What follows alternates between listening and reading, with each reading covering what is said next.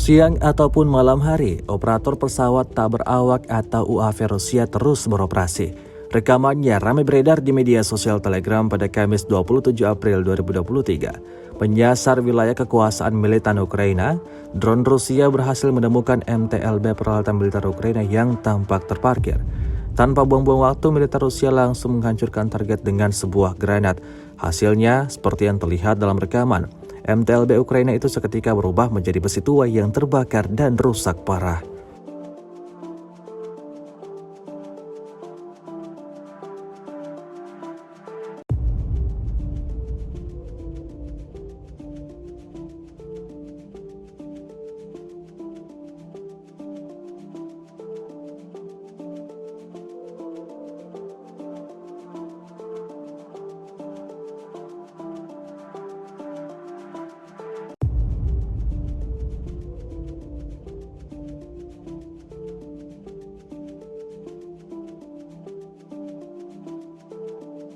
Rusia melaporkan 412 pesawat Ukraina, 228 helikopter, 3.861 UAV, 415 sistem rudal anti pesawat dieliminir sejak awal operasi khusus.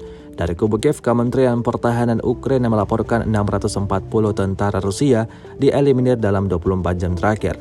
Total 188.410 prajurit Federasi Rusia meninggal sejak awal konflik hingga hari ke-427.